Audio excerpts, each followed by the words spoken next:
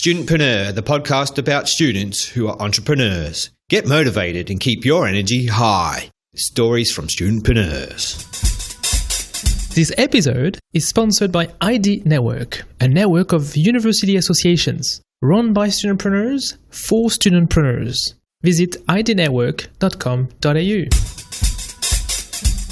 Welcome to episode 14. My name is Julian Marchand, entrepreneur turned PhD student. Each week, I bring you the best of those individuals who are students and entrepreneurs. I call them studentpreneurs. This week, our studentpreneur is Fawase Mohammed. And we've got Fawaz with us. So Fawaz is 22 and he's a student at Middlesex University in the UK. He's studying a business information system and management, so kind of business and IT degree. And his latest business is Global Tutor. Yeah. How you doing, Fawaz? I'm doing great, and how are you doing, Julian? Fantastic. Right. So can you tell a little bit more about yourself and Global Tutor? Yes, as I said, myself is Fawaz, and I just did business information system management from University of Middlesex in UK.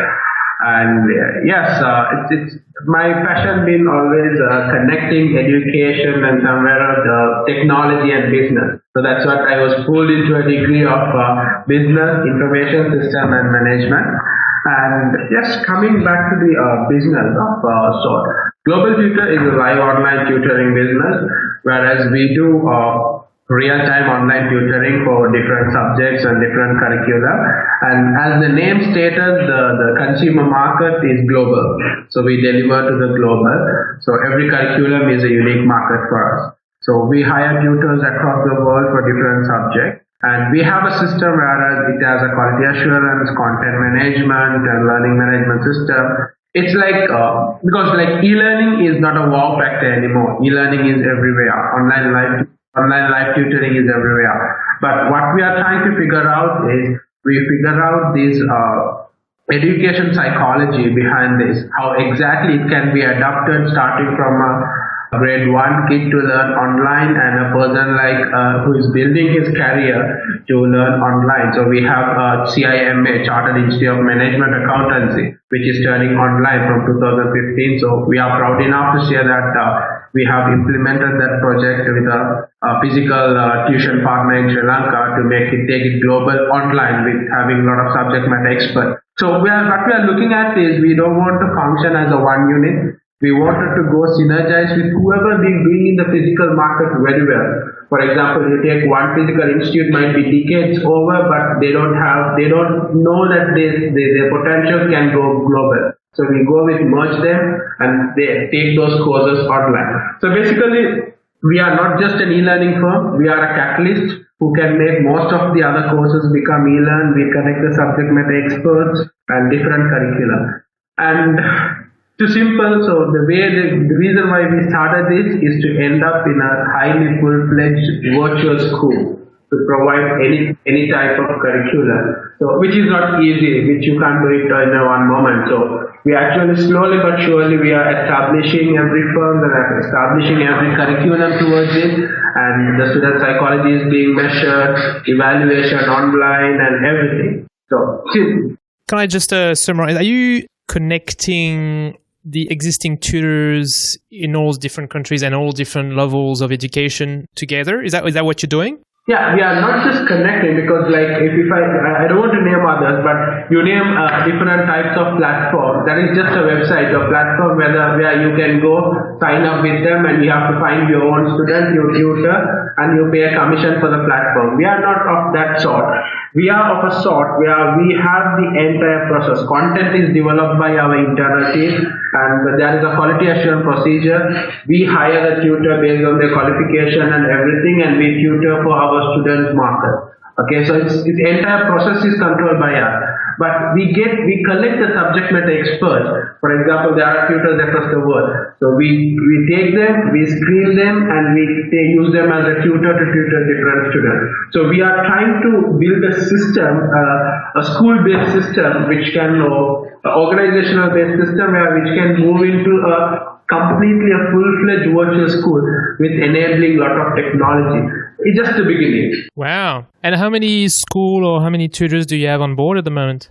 We are just crossing more than 15 right now, and 15 full-time tutors, and we are working with different part-time tutors to make sure that it is being across to made available. Because the thing is, we are not just tuition provider. We make a lot of other elements. So the concept, although e-learning is very common and very easily understood, but the concept that we are trying to make other people understand probably takes a lot of effort. They have to go through the process and understand, and then they will feel the wow factor. So it actually takes time. So right now we are not just focused on the numbers, but we are making that whoever with us to make sure the stakeholder value and the consumer value is given properly. We are taking more care of the project, and in other words, service collaboration. From A to Z, we take care of the service is delivered proper, with the proper value for the money, and again the content is, because we are, at the end of the day, it's education. So we are making sure the proper standard is delivered. And talking about money, can you share the amount of revenue that you have? Like, do you have 5 figures revenue, 6 figures revenue so far? So for the moment we are working with 5 figures revenue, but that's not too long to cross the 6 revenue because we already signed to working model with few other institutes. So we are very close to that. Oh wow, congratulations. Thank you. So that's quite a big image of what Global Tutor is, but how did you get there? How did you get started? How did you become passionate in building businesses? Right, that's very simple. That I'm personally not from a business environment. I'm basically from a mathematical environment. I did my education in mathematics, right? So, but I've been always proactive in making things kind of different. I always loved technology in the early stage of school. So starting from, I always believed in visualizing things. So I mean, showing things visual. Right, so there are few things you can't draw, and I'm not good drawer. I'm not good artist. So I always believed, okay, technology can interpret my ideas, visual things. So that's why I got connected to computing and technology. So then I believed, so this has a point. So, and soon after I'm leaving my high school, I got an opportunity to work for one of the leading national level school called the International School in my hometown to work for a few months. So that's where everything kicked off, because I was a student and I started lecturing for one of the leading school in my hometown, and I was able to understand, okay, the delivery pattern is like this, and technology is somewhere around the corner, and where Google is doing a lot of things. So it was not connected. So then I believe, okay, why should we connect? So then started researching about it. So then I got to know about this online tutoring and things. Then I felt, again, there should be a national fragrance. So in other words, there should be a geographically a local psychology, education psychology, because education system here to Australia is different. Yeah. Australia to UK is different. So you can't simply standardize it. You can't simply globalize it. That's right. So started working on the synergy patterns, synergy lines. So yes, the research went on, and I worked for a blue chip company called Eureka. So for a 247 techies, so where again I got to know more about business environment, office environment. And since I was completely from mathematical background, I started doing CIM, Chartered Institute of Marketing, to understand how the business language works.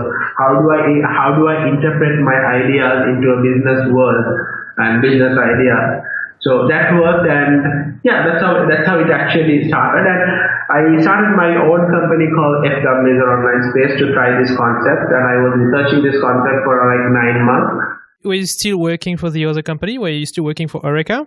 No, I'm no more working with them, because Eureka was just a full-time employee for them, where the money that I used to earn there was completely put into the development of this project. Ah, okay. So you worked, and you kind of got the understanding that you wanted to start something while you were working, and you use your salary to bootstrap your idea. Exactly, and when the idea got into a point where I was able to meet a person called Mr. Nazumi, who is my angel investor, in other words. Okay, so he brought me up and said, okay, you have a concept, you work for a blue chip company, and you have something called FWS Online Space and online tutoring. Come, let's do the business. So it turned the FWS Online Space, my own company, the name turned as Global Tutor, and from that point onwards it got big. Wow. Okay. And so who was that person that helped you out? He's Mr. Nazumi. He is one of the silent leading entrepreneur in different industries. So he was not much in the service industry, so he has put his hand to saying, okay, let's develop a service industry oriented business, and he has took it to this level. So he has given his financial support to take us to this level. Oh, wow. Okay. So kind of a mentor, so an investor and mentor. Yeah. I would call him more or less investor, mentor, and everything. But when I crossed the line called mentor, right? So in this 2015 January, whereas my previous investor, Mr. Nazumi, along with another person called Mr. Omar, who was the CEO of Chelida, and obviously the Chelida is in the Australian market as well. Okay. So currently the company who is one of the investors of the Global Tutor company is Chelida, who is already into the Australian market. So he is Mr. Omar. I would call him, he was also a mentor. From 2015 January, he is also one of the shareholders. He's the investing shareholder. And whereas my previous investor is also there with us. But now we work mostly with Mr. Omar, the current investors guidelines. So I would say I learned a lot of things. He's his mentor because he's originally from service industry. So he's been mentoring me and mentoring the project. And he has opened us the next level of service, enabling the technology with us and everything. So basically, especially if they start as a mentor and then they invest, that means they really see value and they really want to be even more engaged with you. Exactly. So that's what I said. That rather than that I learned from books, podcasts, or any other website, I would say I learned. I don't still say I learned 100% business, but whatever I have learned, I learned from real people, those who being professional business or other industry-oriented business. Because I've seen Mr. Nazumi, whereas my first investor, he's a businessman. He's worked with a lot of other industry, but he works in different manner. He actually, this is actually a learning lesson for me. So he has taught me everything. And when it comes to Mr. Omar as well, I started learning about professionalism of business, where a company-oriented, organizational level of business, and investing on the proper value of the business, mentoring, and spending time on a given project to make it elevated. So all this combined. So this is where I learned. I learned from people. I learned from my environment. I learned from company I work for. Even Eureka was my very first company. It has taught me most lot of things. Right? It was an ISO certified company. So the policies and everything. So I'd say it's just everything. Whoever I am today, I would always share the credit to whoever been with me in terms of business, in terms of my colleagues, companies, projects, XYZ, and everything. But how did you, I mean, it's great, like you learn from your environment, from the people you met, but how did you meet people like this? Like, how can the listeners who wants to find a mentor, how can they find a mentor? How did you find yours? Yeah, the thing is, I think I have a positive mentality, whereas I learn from everyone, right? Whereas it necessarily need not to be a mentor. They need not to carry a title called mentor. Every person has a unique factor. Starting from an employee to the CEO of a company you meet, you definitely learn something. But answering your question, how did I meet exactly these two mentors, is definitely from networking. Whereas actually the second mentor, Mr. Omar, I met it through my first mentor, Mr. Nazumi, where Mr. Nazumi introduced me to Mr. Omar saying, okay, let's put our hands together with a service-oriented person. So he started mentoring, and as he said, the mentoring turned into the investment as well. But the first mentor, I think it's everything. Mr. Nazumi, I met Mr. Nazumi, it can be a coincidence, and it is actually, I met on a personal note where I used to share things, and he was a bit connected to us. So I met him, and then he found that I have a business idea, so he wanted to do a presentation, and it worked like that. It actually, today, if I see today everything, now I understand, okay, how to do a business proposal, how to interpret your business with a business value proposition, saying stakeholder value or the return of investment and everything. But 2 years back, I was just after high school.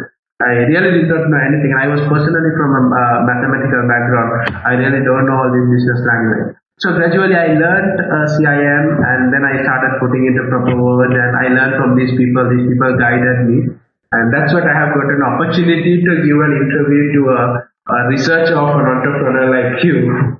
Yeah. Yeah, no, it's impressive. But as you said, I mean, networking is a way to find your environment. Like you have to go out there and meet those person because they're not going to come to you if you stay at university.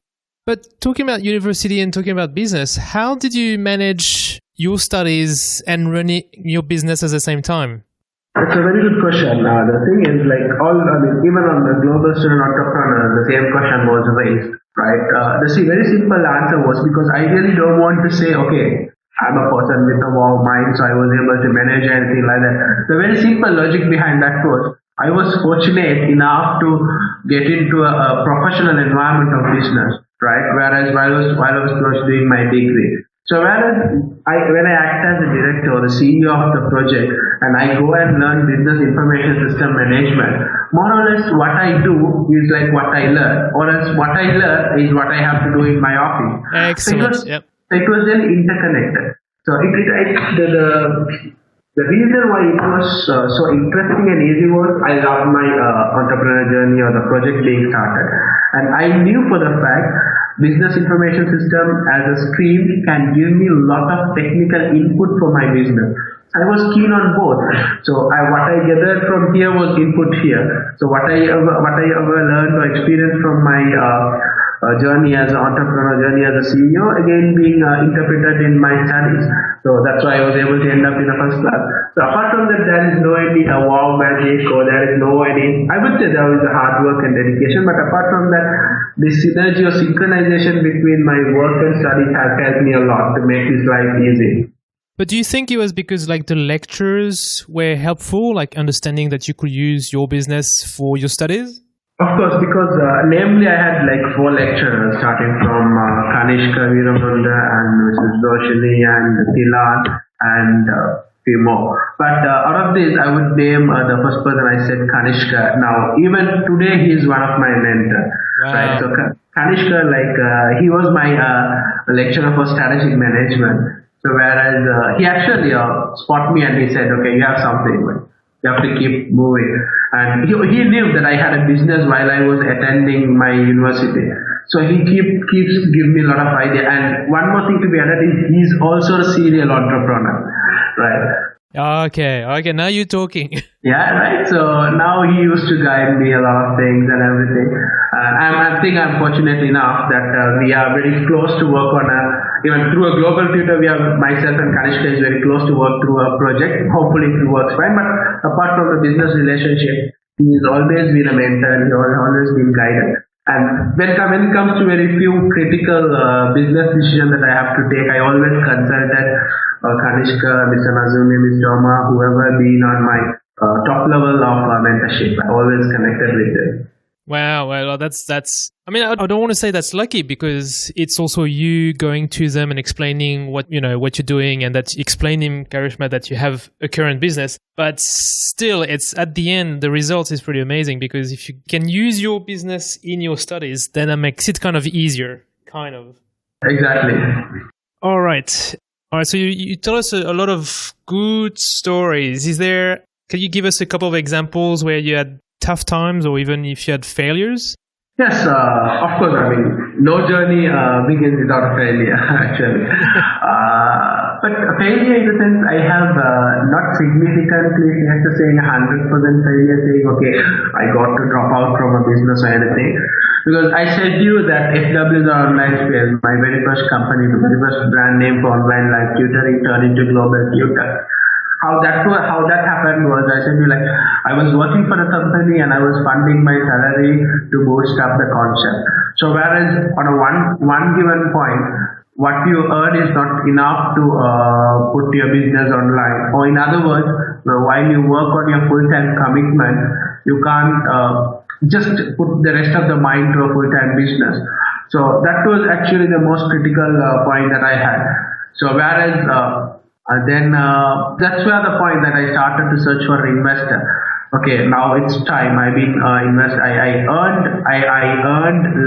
everything my first job, and I put the money into a business. Now business needs a lot of exposure, proper scenario. So then at that time I was really confused and who to go and what to go. and everything, my surrounding, people around me, everything, I think to all those together I was putting to Mr. Nazumi. So whereas again, it was again one of the most critical points because I was convincing a business professional, business person. So I got to prepare myself, I got to learn a lot of things, I got to put everything. But again, he was really good enough to invest on a very youngster like me, and things worked. And second thing was, as I told you, in 2015 January, we got to merge with Mr. Omar. So again, convincing him, and he was really mentor, he was interested, but still on a professional note, business note, I got to convince them. So having all these things, I will say it is struggle. So you got to put the right value and everything. I just described it in few words, but when I take this journey, it was really not easy as it is being told now. So I would say those are the critical part. That an example of tough time of my entrepreneurial journey, that I would say. Wow. Well, thanks for sharing that. And so I got your contact through the Global Student Entrepreneur competition. Can you tell us how you decided to get into that competition, and was it a good experience for you, or will you recommend to doing this? Okay, that's the key part. I'll tell you. What was lacking for our business was a bit of exposure, right? Because the concept was good and everything. So, and I'm really lucky enough that I'm the first most global student entrepreneur to attend the summit from Sri Lanka, my country, right? So actually nobody knew this, right? So nobody knew about this. So I just got to know at the last moment, and I applied. And I went through like 3 different levels of screening, and I got into that. And coming back to the results of getting into that is, you understand 40 to 50 different cultures, 40 to 50 different way of doing business. You go there, I met different people with different, it's like you meet, you see, not all people you work with knows what the exact entrepreneurial hard time you are going. But everybody I met there was like same as me. They are just struggling to make their business done, and they are also struggling to prove the sustainable value for the investors. Yeah. And they are also seeking a platform to prove themselves. And everybody was young like me. And it was really so much of motivating, networking, and getting to know a lot of people. And apart from that, seeing the confidence of others, and I met serial entrepreneurs, like now who is the chairman of entrepreneurs organization, Alex, and the previous chairman, Arun Sami, even him, that when I listen to those people, that the way they have made themselves 10 years of entrepreneur's journey is really motivating. And apart from, I don't see that as a competition actually. Yeah, okay. Apart from that winning funds and everything, that point that you get into that, you get a self-confidence, you are an entrepreneur. You got into that stage. And the second thing is, you display your concept to such a great audience of different mindset. Because you don't just talk in your country or the people of your culture. You talk to a different people culture, and different culture people ask you questions and different judgment arena or criteria. So when you answer all these things, you better get to know better about your business, consumer market. I would say the entire process was a very good motivational experience. But it was a learning curve for me as well, learning session. And as a result, I have communicated to EO, and I'm working with Entrepreneurs Organization to make the next year's national competition in Sri Lanka. Cool. That's cool. So I wanted to, I'm just making all the steps. Yes, with all these hands together, probably we will end up in a national level competition back in 2016. So how does it work? If, let's say, I'm in Australia, for instance, where do I find the local GSEA? Yeah, how it works is, finally you get into the global stages, but before that they have a lot of filtering. So Australia has, I think, if I'm really not wrong, Australia has more than 2 national level competitions. Okay, 2 levels, okay. 2 national level, if I'm really not. It goes from regional and then go to final and again go to the country level, right? So simply you go to GSEA.org, that is Global Student Entrepreneurship official website. Okay. Right? So you can simply find where the national competition is. But in case, let's say, for your region, for your country, you don't have a national level competition. Like you, yeah. Still, they say, okay, please apply. They will put you to the very closest, nearest regional competition because they also don't want to miss a single entrepreneur getting a chance. Because that's good. It is it's a very good experience. You see, like you go through a lot of experiences, regional, state, national, and then international. But at any given point, I don't see this as a competition. It's a learning process. You get to know a lot of things because now you see. Okay, now let's take this instance. Like, how did I get to know a person of Julian who is a PhD in entrepreneur research? Again through GSEA. So this connection works. This networking, there is an impact of this network always. So that's what I believe in. That's what I believe this business or this GSEA business network can help us. Yeah, exactly. But was it expensive because you had to fly to attend the competition, right? No. It was for all the national level champions. It was 100% sponsored. No way. Oh, that's amazing. So is that sponsored by companies from your country or from global sponsors? Global Entrepreneurs Organization. Because I really wanted to share this. This is what now, even you take the entrepreneur to a work or whatever, it would have been not easy to travel that long, right? That long and spend there and put your concept across there. And even any given point, you can't justify your company to sponsor you. That's right. Because it's your personal endorsement. So I think EO has the right sense there. There is the sense, okay, we are working with the youngsters who want to be entrepreneurs. Right? So they made it really fun. Even the national level competitions were sponsored with some national level chambers and partners. I never had a national level competition in Sri Lanka. So that's what I'm really working hard with them to open such an opportunity for my other fellow entrepreneurs. So they wanted to enjoy the same experience I had. But the sincere gratitude, sincere thanks goes to the entire entrepreneurs organization who has minutely studied the psychology of the entrepreneur, how they can take there. And I really don't know. They expect nothing, but they do everything. Right, so they meant everything, they took us everything, they learned, they just showed the stages, how it worked, and they built our confidence. And the entire surrounding of EO is positivity. There is no failure talks, so there is no any demotivating talks. Even impossibility can be made possible there. So I love that spirit of positivity of entrepreneurialism in EO. I always.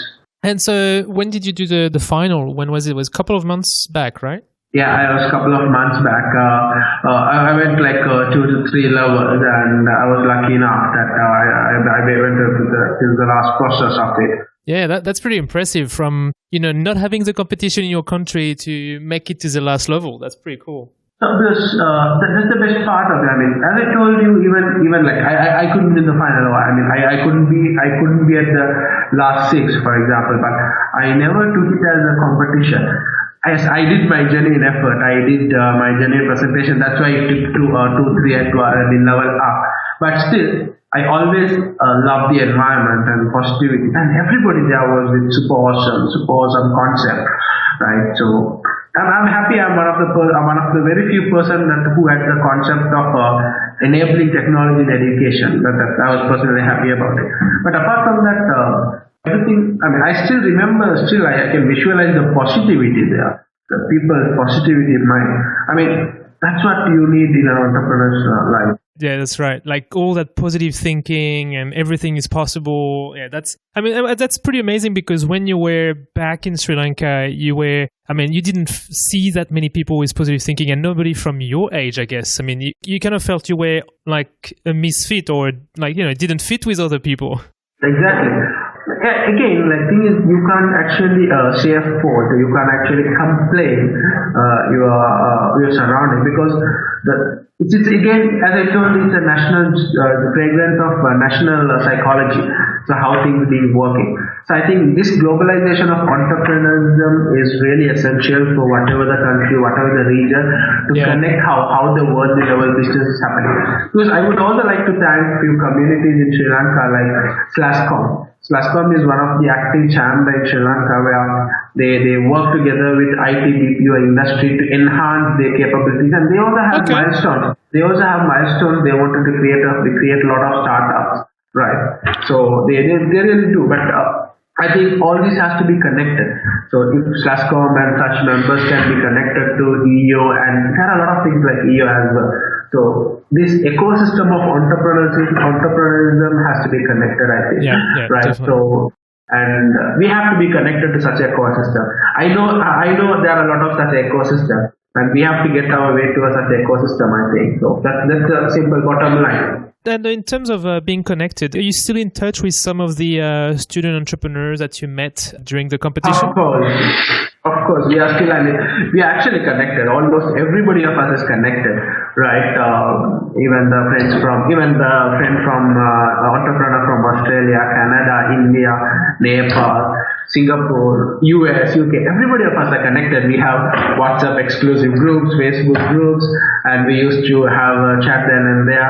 And when this Nepal earthquake happened, right? I think EO chamber, everybody together was able to donate a good sum of money, right? Oh wow! Again, it's not about the money; it's about being connected. That's right. Being bothered about each of us, right? So I think that's a good ecosystem.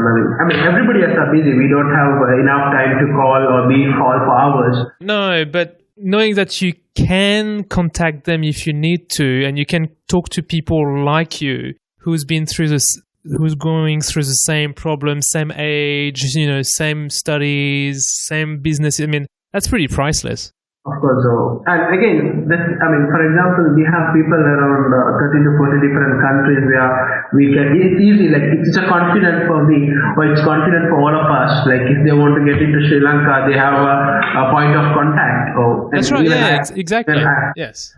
I do have a point of contact in other countries. It can be for business or mutual understanding, whatever you name it. It's all about the networking with the right fit people. Especially for you, because your business wants to be global, so it's good to have global connections as well. Exactly. Actually, it's not that I will really take use of my network, but thing is, all of us are entrepreneurs. All of us are struggling for the business. We mutually tend to help each other because they will definitely call us, okay, for what sort of things we can do. And at the same time, if they have, because I have friends. I think Mexico. One of my Mexican entrepreneur was an entrepreneur in manufacturing bioplastic. So, whereas it's such things, I really prefer those things also has to come to countries like ours for environment friendly things. So, it all works together because we believe, I am a person who believes in green business. Right? Business has to be green. Business has to be environment friendly, which has to support the upcoming generation. So, it's all interconnected with the same architecture, I think. Yeah, no, that's fantastic. All right, so I'll put the global website on the show notes so people can register. When do you think the next competition will start? When do they need to register? Do you know? I think it's at the discussion level, if I'm really not wrong. But I know one information for sure. Yeah. Next year's final competition is going to be in Bangkok. Oh, cool. So, right. So we have to prepare themselves. It is going to be so exciting. And apart from that, they are discussing the state level things. Even I'm waiting for the for information. So that's going to work. Probably you can always keep a notice on. You can like their Facebook official page, and you can be connected with Global Student Entrepreneurs Organization's official website. Yeah, that's definitely. Yeah. But whoever listens to this and whoever is part of this podcast, I really prefer, if you really have a business running, go apply for GSEA. Yeah, that sounds like, it's good, especially if it's sponsored, like you don't have to pay for a lot of it. That's just, you don't have any excuse if you don't apply. I think. Exactly.